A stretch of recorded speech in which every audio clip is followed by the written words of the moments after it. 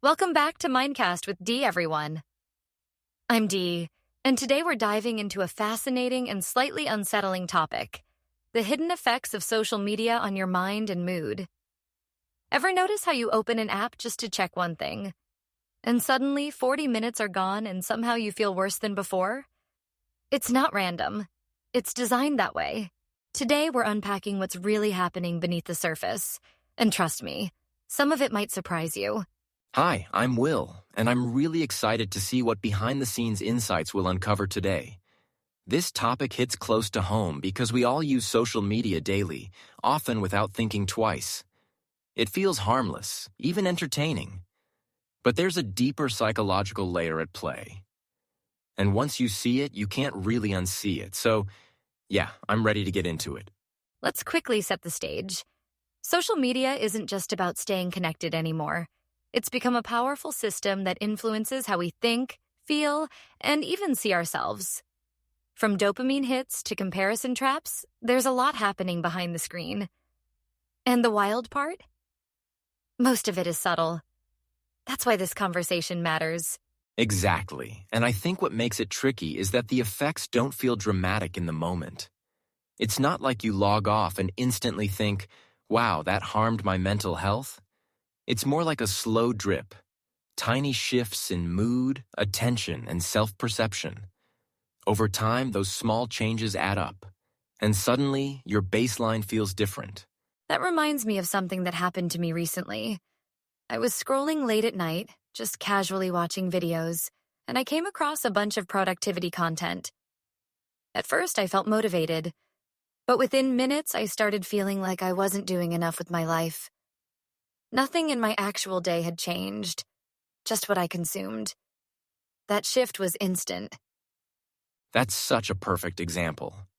It shows how quickly comparison can sneak in, even when the content seems positive. You go from inspired to inadequate in seconds, and the algorithm keeps feeding you more of that same feeling. It's like it learns your emotional triggers. Right. And that brings us into the main discussion. Social media platforms are designed to maximize engagement, not necessarily well-being. So they amplify whatever keeps you scrolling, whether that's excitement, outrage, or insecurity.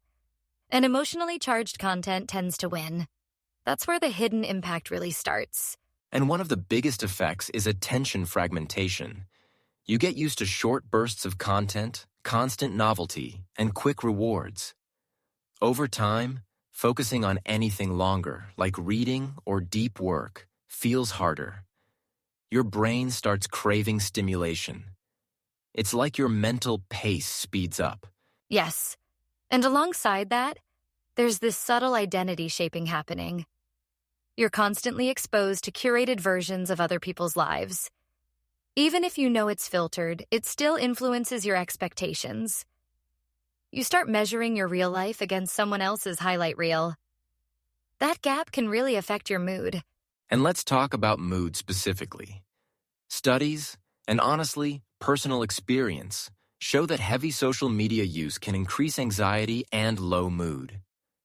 Not always, but often enough to notice patterns, especially when scrolling becomes passive instead of intentional.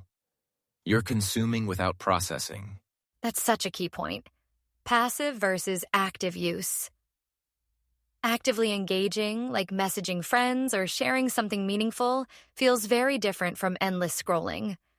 One connects you, the other can drain you. But most people default to the second without realizing it. That's where awareness comes in. All right, let's make this practical. People listening are probably thinking, okay, so what do I actually do about this?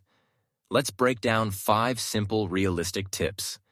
Nothing extreme, just things that can genuinely help. Want to kick off with the first one? Absolutely. Tip 1. Set intentional time limits. Not to restrict yourself harshly, but to create awareness. Even just knowing you've been on an app for 20 minutes can shift your behavior. It brings you back into control. Tip 2. Curate your feed aggressively. Unfollow or mute accounts that trigger comparison or negativity, even if they're popular or aspirational. Replace them with content that actually uplifts or educates you. Your feed should feel like a space that supports you, not drains you. Tip 3. Take micro breaks. You don't need a full detox, just short pauses. Try going an hour without checking your phone, especially in the morning or before bed. Those windows can reset your mental clarity. And honestly, they feel surprisingly refreshing. Tip 4. Switch from passive to active use. Instead of scrolling endlessly, engage with people. Comment, message, share intentionally. Turn it into a tool for connection rather than consumption. That alone can change how you feel afterward. It makes the experience more meaningful. And tip 5. Notice your emotional state before and after using social media. This one's simple but powerful. Ask yourself, how do I feel right now? Before opening the app. And again when you close it. Patterns will start to show. And that awareness is everything. Now let's touch on something a bit more controversial. There's a growing conversation around whether social media companies should be held accountable for mental health impacts. Some argue it's purely user responsibility. Others say the design itself is intentionally addictive. It's a complex debate. Yeah, and I think the truth sits somewhere in the middle. Users do have agency, but the platforms are built using psychological principles that are hard to resist. It's not a fair fight, honestly, especially for younger users. That's why education and awareness are so important. And there's also the highlight culture trend, where everything has to look perfect, productive, or aesthetically pleasing. It creates pressure to perform, not just live. Even rest has to look impressive. That's a strange shift. It really is. And it blurs the line between authenticity and performance. People start editing not just their photos, but their personalities. Over time, that can create a disconnect between who you are and who you present. And that affects your internal sense of self. All right, let's bring the audience into this. I'm curious, what's one change you've made in your social media habits that actually improved your mood? Or something you're struggling with right now? Drop it in the comments.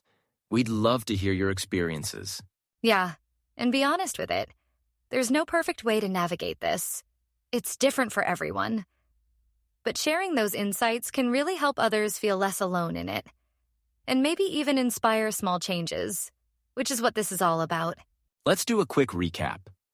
Social media affects attention, mood, and self-perception in subtle but powerful ways. The key isn't to quit entirely, but to use it more consciously. Small shifts, like curating your feed or taking breaks, can make a big difference. Awareness is the first step. Exactly. It's not about fear. It's about understanding. Once you see how it works, you can start making choices that actually support your mental space. And that's incredibly empowering. You're not just reacting anymore. You're deciding. And honestly, even this conversation is a step forward. Just thinking about your habits differently can change them over time. It doesn't have to be drastic, just intentional. That's a perfect note to end on. Thanks for spending this time with us. Catch you in the next one.